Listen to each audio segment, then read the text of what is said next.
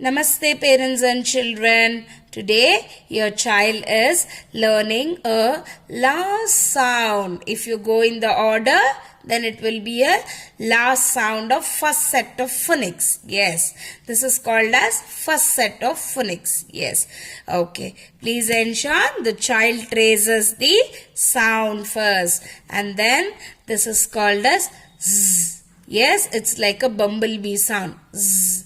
Z as in zebra, z as in zoom, z as in zigzag, z as in zero, z as in zoo, z as in zip. Please ensure your child is learning the sounds of Z, words of Z, and also realizing the first sound is Z. Yes, please ensure your child learns the words and sound of Z. Yes, Namaste.